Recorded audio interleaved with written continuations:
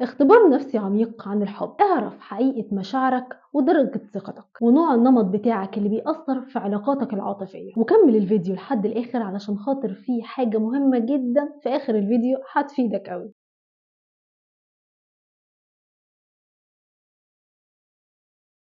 هو أنت بتحب بصدق؟ طيب بتثق في اللي بتحبه؟ طب لو اكتشفت إن الثقة دي مش في مكانها أو إنك مش عارف تكمل العلاقة دي، أو مثلا فجأة بيسيبك أو أنت بتسيبه، أو تلاقي نفسك أنت مش مبسوط أو الطرف الآخر مش مبسوط. أهلا بيك في مايلاند. النهاردة هنعمل اختبار مميز جدا وفريد عن العلاقات العاطفية، هياخدك في رحلة كبيرة جوه قلبك وجوه طفولتك. في علم النفس مشاعر الحب والثقة مش بس بتتقاس بالكلمات أو حتى بالتصرفات، دي بطريقة الارتباط العاطفي وتاريخنا النفسي من الطفولة. كل واحد فينا شايل جواه نمط عاطفي خاص بيه بيتحكم في طريقة حبه وإمتى يثق وإمتى يهرب. النهاردة بقى في الفيديو ده هنكتشف ده سوا من الاختبار ده اللي هيكشف فيه عن مدى حبك ومدى ثقتك بالآخرين، والأهم أنت بتعيش حب صحيح ولا مجرد وهم لطيف. يلا بينا نبتدي. جاهز؟ الاختبار مكون من 10 أسئلة، كل سؤال ليه 3 إجابات ألف وب وجيم، وكل واحد فيهم من ألف وب وجيم ليه الدرجات بتاعته. أهم حاجة عايزاك تختار الإجابة بصدق، مش اللي نفسك إنك أنت تكون فيها. جهز ورقة وقلم أو النوتس بتاعتك ويلا بينا نبتدي. السؤال الأول أو رقم 1، لما بتحب إيه أكتر حاجة ساعتها بتخوفك؟ ألف، الشخص يبعد فجأة. ب، إن مشاعرك ما تتفهمش صح. ج، مش بتخاف، الحب عندك حرية. السؤال التاني، لما بتزعل من شريكك إيه أول ردة فعل بتعملها؟ ألف، بتنسحب وبتسكت. ب، بتلوم نفسك جدا. ج، بتواجه بهدوء. رقم 3، لما بتثق في شخص بتحس إنك ألف، مكشوف وضعيف. ب، متوتر بس بتحاول. ج، مرتاح وبتكون طبيعي. رقم 4، لو حبيبك اختفى فجأة بدون أي رد هتفكر ساعتها في إيه؟ ألف، هتقول أكيد في حاجة غلط أنا عملتها. ب، ممكن يكون مشغول.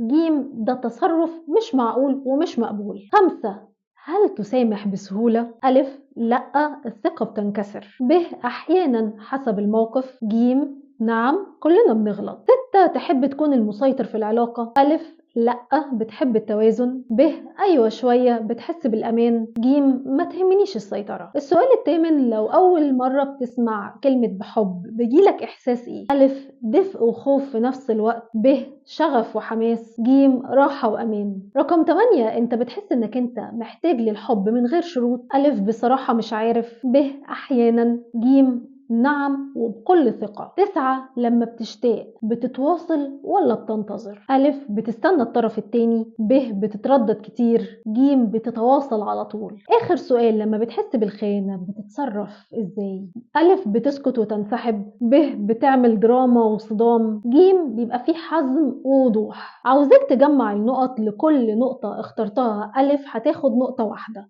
والكل مرة اخترت فيها ب هتاخد 2، والكل مرة اخترت فيها ج هتاخد 3. اجمع مجموع نقطك في الآخر واحسب المجموع النهائي وتعالى نشوف نتيجة التحليل. لو طلعت نتيجة النقط من 10 ل 15 نقطة يبقى انت النمط المرتبط المتجنب. هتقولي يعني ايه؟ هقولك ده واحد من أنماط التعلق العاطفي ال4 في علم النفس، ومعناه ان هو شخص مرتبط بالآخرين ظاهريا بس هو داخليا بيحاول يحافظ على مساحة آمنة ليه عاطفيا. بيخاف من القرب الشديد ومعتقد، وعلى فكرة اللي هقوله ده غالبا في اللاوعي موجود عنده، ان الاعتماد على الآخرين يعتبر خطر او في نفس الوقت ممكن يكون ضعف. والنمط ده بقى في الغالب بيتشكل من الطفولة، لما الطفل بيكبر في بيئة عاطفية باردة او غير متجاوبة معاه عاطفيا، او يطلب منه ان هو يكبر بسرعة او يكبت مشاعره، او بيتكافئ على الاستقلال وبيتعاقب على الاحتياج. النوع ده لما بيحب بيبان ان هو بارد او لا مبالي، رغم طبعا ان في مشاعر جواه، وبيهرب عند اول نقطة فيها قرب عاطفي، وكمان ده المشكلة ان هو بيكون حقيقي، وبيفضل السيطرة وبيخاف جدا ان هو يفقد حريته. وطبعا اكيد مش هيعبر عن مشاعره بسهولة، وممكن ينكر احتياجه للحب تماما.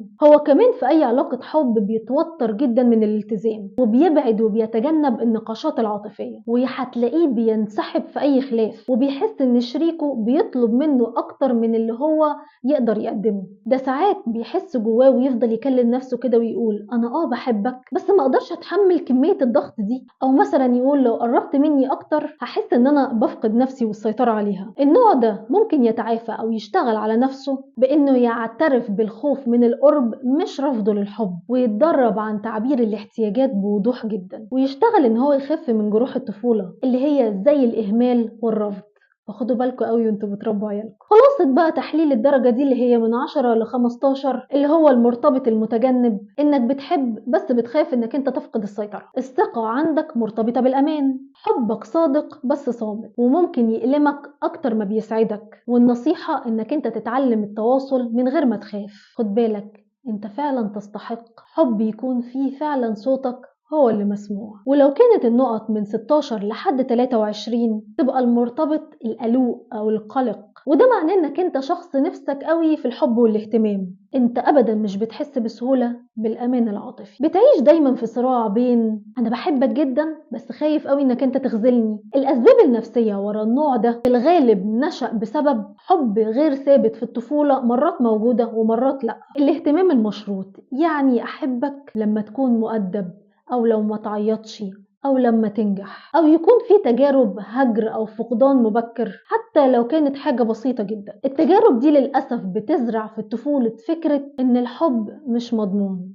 فلازم أتمسك بيه بقوة قبل ما يروح. النوع ده في الغالب لما بيحب بسرعة جدا وبيدخل بكل حاجة جوه قلبه، وبيحتاج قوي طمأنة اللي حواليه لأن هو دايما بيسأل هو لسه بيحبني، وبيخاف من التجاهل أو تأخير الرد، وبيفسر أي تغير حتى لو كان بسيط جدا إن هو علامة رفض. في علاقاته العاطفية هتلاقيه إن هو بيغير جدا، حتى لو مفيش سبب للغيرة دي هو هيدور على حاجة يغير عليها، وبيحلل كل تصرف صغير جدا من الشخص الآخر. وعنده مشاعر عدم كفاية، اللي هو دايما بيقول أنا مش كفاية لحبيبي، أنا مستاهلش، أو هو شايف نفسه ان هو صغير. وهتلاقيه دايما لازق فيك جدا وبعدين يندم على اللزقه دي. النوع ده هتلاقي دايما كلامه الداخلي نفسه بيقول لما مثلا يبعت له مثلا حاجه ويقول ولاقيه ما ردش، هيقول هو ليه ما ردش عليا؟ طب هو ندمان ان هو معايا؟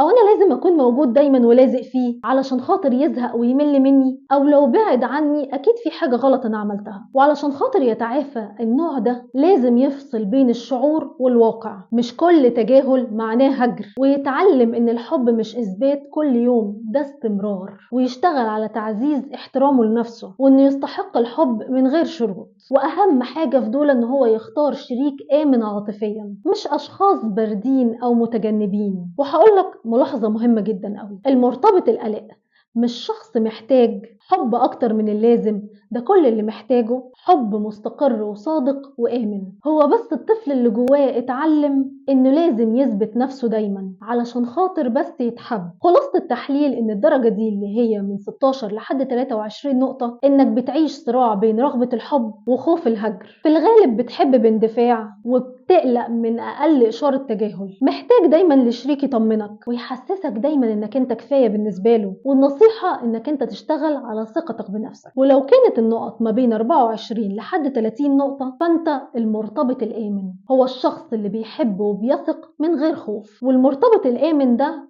هو النمط اللي أكترهم صحة وتوازن. طب معناه إيه المرتبط الآمن؟ هو شخص بيحب بصدق وبيثق بعمق وبيتواصل بوضوح، مش بيخاف أبدا إن هو يقرب، ومش محتاج إن هو يثبت نفسه طول الوقت. هو مرتاح جدا في الحب وكمان مرتاح في الوحدة. هو الشخص اللي نشأ في بيئة مستقرة عاطفيا وفيها احتواء لمشاعره من غير أي سخرية أو تجاهل، فيها وجود دايم للأهل وقت الحاجة، بيتعلم من خلالها أنا محبوب حتى لو زعلت أو بكيت أو فشلت. بيتصرف في العلاقة وبيعبر عن مشاعره من غير أي خجل، بيسمع وبيحتوي كويس جدا الطرف الآخر، عنده قدرة إن هو يحط حدود من غير أي إحساس بالذنب، مش بيغير بسهولة ولا حتى بيقلق من الهجر، بيثق بس بيلاحظ ويواجه بلطف لما يشك. مفتاح شخصيته أنا أستحق الحب واللي قدامي بيستحق الاحترام. هقولك كده على مثال في حواره الداخلي مع نفسه. ما ردش عليا بسرعة عادي يمكن مشغول. لو في حاجة مضايقاه أكيد هنتكلم فيها، أو مثلا هيقول لنفسه هو وحشني أوي بس أنا قادر أكون كويس لحد دلوقتي. في علاقاته العاطفية هتلاقيه دايما مستقر وملوش في اللف والدوران ولا الحاجات النفسية، مش بيخاف أبدا من الصراحة ولا هيهرب لما يتوتر، وبيدي دايما مساحة وبيدعم الطرف الآخر. خلاصة النقط ما بين 24 لحد 30 نقطة. أنت بتعرف إزاي بتحب وتثق وتواجه، ومش بتهرب أبدا من الخلاف ولا بتتعلق بزيادة، وده نوع من الحب ناضج وصحي. نصيحتي إنك أنت تكمل زي ما أنت وشارك وعيك لغيرك لأنك نادر. طبعا أنت كده بتسأل نفسك، هو المرتبط الآمن هو ده الشخص المثالي؟ وده هو أهم جزء في الفيديو هكلمك عنه، لأن إجابة السؤال دوت هو لا طبعا مش ده الشخص المثالي. المرتبط الآمن ممكن يزعل وممكن يتوتر وممكن كمان يغير، بس الفرق ما بينه وما بين أي نمط تاني إن هو مش بيخلي أبدا المشاعر دي تتحكم في تصرفاته. طيب هتسألني، هو ممكن أي نمط من الأنماط اللي فاتت دي يتحول للنمط ده ويكون شخص آمن؟ هقولك وهجاوبك وهديك التفاؤل وأقولك أكيد طبعا. الارتباط الآمن مش شيء بس مولود معاه، ده بيتعلمه بالتجربة وبيتبنى كده بالعلاقات الصحية، وبيبدأ كمان الأول في علاقتك مع نفسك أنت. إزاي تطور الأمان فيك؟ لاحظ كده أفكارك لما بتيجي تتوتر واسأل نفسك، هو أنا بتصرف من خوف ولا من لا وعي؟ اتعود دايما تقول احتياجاتك وببساطة جدا. وأخيرا وأهم واحدة فيهم، اختار شركاء يدعموك. وبكده خلصنا الفيديو، يا رب يكون عجبكم الاختبار. أشوفكم في الفيديو الجاي، باي.